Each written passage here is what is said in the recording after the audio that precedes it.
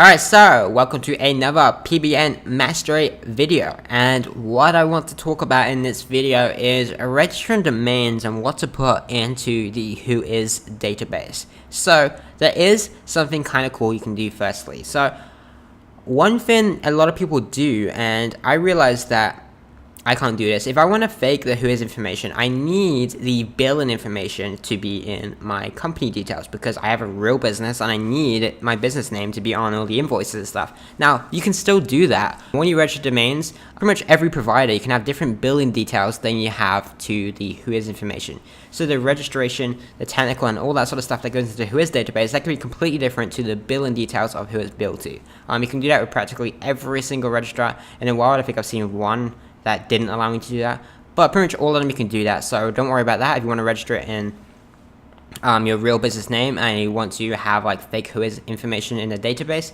that's perfectly fine. Now I want to add something that if you do the approach of using the fake information, that is technically illegal. I think it is illegal to do that. So I'm going to give you the ideas and the tools and everything to do that if you want to, but ultimately it's your responsibility whether or not you want to do that. Make your own decision. I can't tell you what to do or not. I'm going to give you another option first, which is that you can use Whois protection. So many people are so paranoid. It's the tinfoil hat guys. I love talking about them because they're just like paranoia all day long and they never take any action because they're so paranoid. And the tinfoil hat people believe that if you have Whois protection and Google can see past it. I just don't believe that is true. Maybe I am completely wrong, and maybe I should wear a tinfoil hat sometimes too and walk around saying the sky is falling.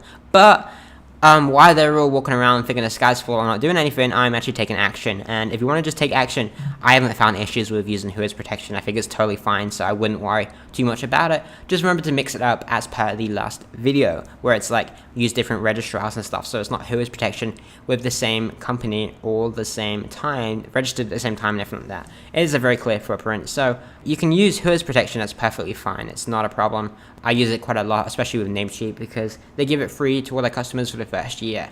Okay, the second option, which I very professionally put number 1 again because I forgot to update the number, but I'm not editing it, screw it. It's imperfection is better. It's just, you can see how raw I'm being, guys. I'm just creating this video really quickly and just firing it out there. I want to get this out there so you guys can consume this content ultimately. It doesn't really matter if it says number 2 or number 3 or number 158. It doesn't make any difference. You're getting the content either way. So the last way is to fake it.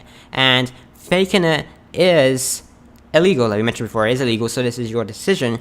But it does work, and it's basically a really easy way of hiding that footprint so it looks like different people own it. So let me switch over to my browser and show you some ideas for how you can fake it.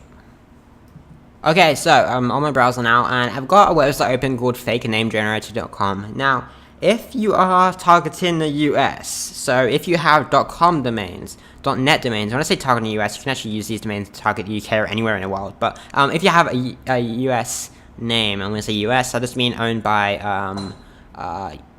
ICANN. So ICANN owned .com, .net, .org, and all that sort of stuff. If you're using one of those domains, you can use a totally fake name using fakenamegenerator.com. So the thing with fake name generator is these are totally fake. That is not a real address. It doesn't exist in the wild. But they work fine with .com domains and stuff. Maybe if you want to future-proof it, you want to use a real address, in which case find something kind of similar to this. So in the UK, we have this service called google.co.uk, and it generates a random postcode. So if you used Nominet before, like if you had a UK domain, basically you use Nominet, they run it, and they have a lot of issues with fake addresses. They're kind of assholes about it. Fair enough, they want people to have real addresses and stuff in their thing.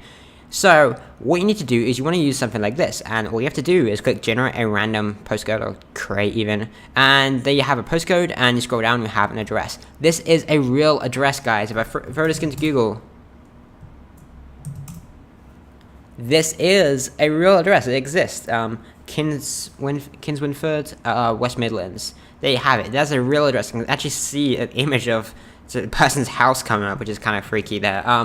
But there you have it. There's a real address there. You can even create a matching phone number to go along with that. That creates real addresses, and from there, I just make up a name to go with it. I just make up a name and have the address. I have zero issues with Nominet accepting that anymore. I used to use fake name generator, and I realized that the problem was that they had totally fake addresses, so it doesn't actually work. Whereas you use this, they check the address is valid. It is, and you match. All good. See, I had a lot of emails from them before, like different domains being suspended and stuff. I threw it into the service, I grabbed the address and everything, gave that back to them, and they accepted it. It was perfectly fine. So if you're registering UK domains, this is how I do it. I tick that I'm a UK citizen, and then I use this UK addresses here. There's numerous ones, another one here, and another one. Just one click, and you have addresses all over the country. If you want to do this in the States or anything, and you don't want to use fake name generator because it doesn't actually exist as an address, then just search like random zip code generator or whatever. Just try and find one related to your country. Ultimately, I'm sure you can find something. This is just one example I found really quickly with a quick Google search.